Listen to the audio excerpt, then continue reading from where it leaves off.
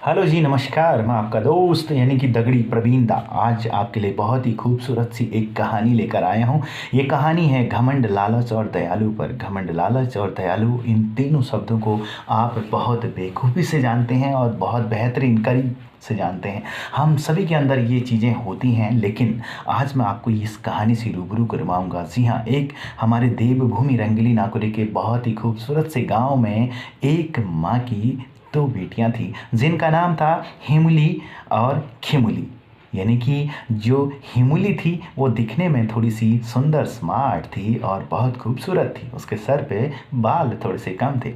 जो खिमुली थी ये थोड़ी सी सांवली थी और इसके सर पे बाल थोड़े से कम थे। जी हाँ, यानी कि खिमुली जो है वो बहुत सांवली है और हिमुली जो है बहुत सुंदर है। हिमुली को अपनी सुंदरता पर बहुत ज़्यादा घमंड था।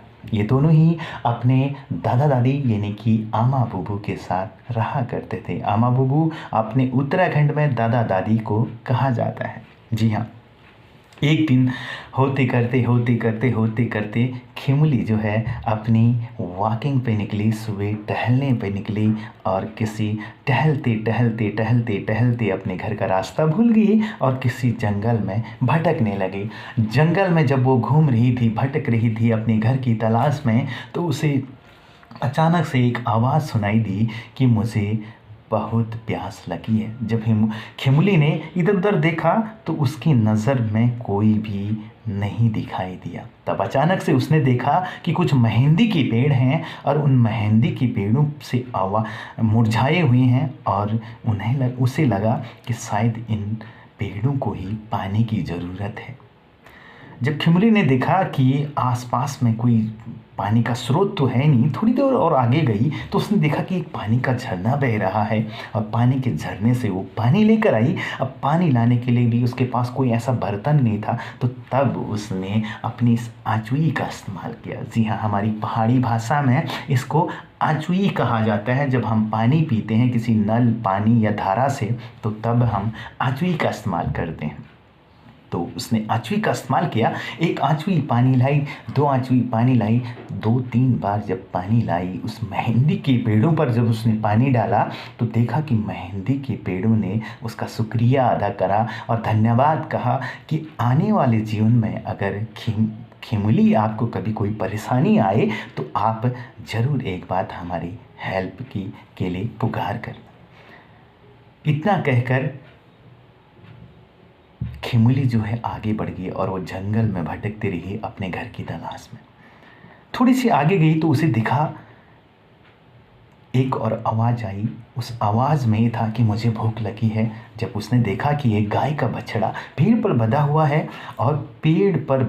है और भूख लगी है उसे, तब उसने उसके आगे बछड़े को खोला और आसपास में घास को देखा और घास को देखने के बाद घास जितनी भी थी, हरी हरी घास को उस गाय को खिलाया। तो उस गाय ने भी धन्यवाद किया उस खिमुली का और कहा, आपको भी कभी मेरी ज़रूरत पड़े तो ज़रूर एक बार मुझे याद करना।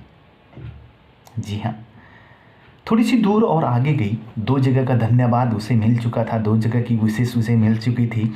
एक मेहंदी के पेड़ों का और दूसरा गाय माता का।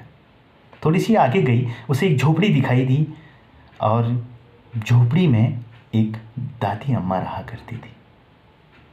उस दादी अम्मा ने उस खिमुली से कहा, आइए आप हमारे घर में आइए और बैठिए, अपने बालों पे तेल लगाइए और नहा लीजिए। आप काफ़ी थकी हुई लग रही हैं, इस जंगल में कहाँ से आ रही हैं। तब खिमुली ने कहा कि मुझे नहीं खाना है, नहीं रहना है, मैं अपने घर की तलाश में जा रही हूँ और मुझे जाने दीजिए। तब उस बूढ़ी अम्मा ने कड़क सी आवाज़ में कहा, आइए ना, अंदर आइए। तब खिमुली उस दादी माँ के अंदर गई जो जंगल में मिली झोपड़ी में रहती थी और उसने कहा, नहाइए और अपने सर पे तेल लगाइए पहले, उसके बाद नहाइए। जब खिमुली ने उस दादी माँ के कहने पर वो काम किया, जब सर पे तेल लगाने लगी और नहाने लगी, तब देखा कि उसके सर पे बहुत सारे बाल आ चुके हैं। वो बहुत सुंदर, जैसे उसको बाल चाहिए थे ऐसे बाल उसके सर पे आ चुके हैं। खिमुली बड़ा मुस्कराई, बहुत खुश हुई और उसके वे पाँव जो हैं ज़मीन पे नहीं लग रहे थे खुशी के मारे, और वो खाना खाकर अपने घर को आ गई। जब घर आई तो ये सारी चीज़ें देखकर हिमुली बहुत परेशान हुई और हिमुली ने कहा कि आपके सर पे इतने सुंदर बाल कैसे आ गए, मुझे भी इसकी चीज़ को करना था। तो हिमुली ने, भाई दोनों बहनें थी, बहनों का प्यार जो होता है, दोनों ने कहा कि ठीक है। और हिमुली ने सारी कहानी बताई, ऐसे ऐसे हुआ।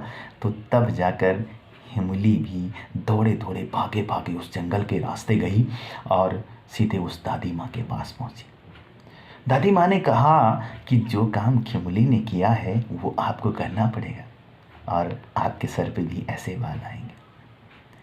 हिमुली ने वो काम नहीं कर पाई और जिसकी वजह से उसके सर पे बाल नहीं आए जैसे खिमुली के बाल आ गए थे, क्योंकि खिमुली ने मेहंदी के पेड़ों को पानी पिलाया था और गाय के बछड़े को भी खाना खिलाया था।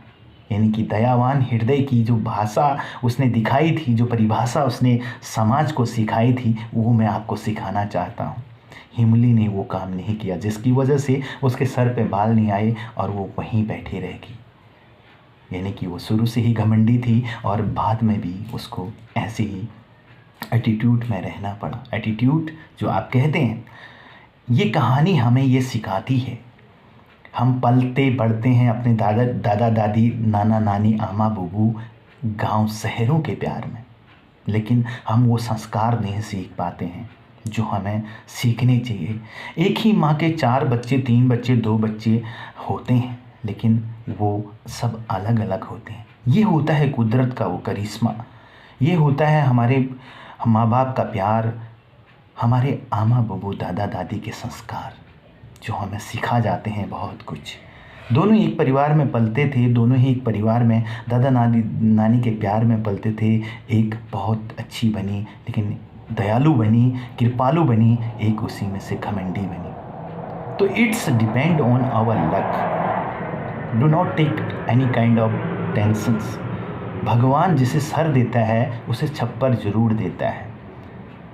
आप कोशिश कीजिएगा, मेहनत कीजिएगा अपने बच्चों को आगे बनाने की, अच्छा सिखाने की। ये कहानी हमें यही सिखाती है कि हमारे आसपास में जितने भी लोग रहते हैं उनके साथ हम अगर वो नेगेटिव भी सोचते हैं तो हम उसको पॉजिटिव सोचें। जी हाँ, मैं भी आप सभी को यही कहना चाहूँगा कि आप अपने बच्चों पे ध्यान दीजिएगा, अपने आसपास के माहौल को सकारात्मक बनाने की कोशिश कीजिएगा उस खिमुली की तरह सीखने का, जिससे आपका और आपके परिवार का, आपके शहर का नाम रोशन हो। जी हाँ, मैं आपसे यही कहना चाहूँगा, अब हम जो भी वीडियोस देखते हैं व्हाट्सएप पर, फेसबुक पर, कहीं भी या यूट्यूब पर, उसका मकसद ही यही होता है कि हम अच्छा सीखें। मैं बच्चों से भी यही कहना चाहूँगा कि आप हंसते रहिए, मुस्कुराते रहिए। आपकी यंग एज है, खूब खिलें फूलें, हंसें, मुस्कुराएं और हमारी वीडियोस से कुछ न कुछ ज्ञान लें और अपने दोस्तों तक ज़रूर बताएं। तो धन्यवाद, thank you so much for watching this video. Next video will come soon. तब तक आप टेक एंजॉय एंड जय माता दी फिर से आपके लिए। Bye bye, thank you so much for watching this video, bye.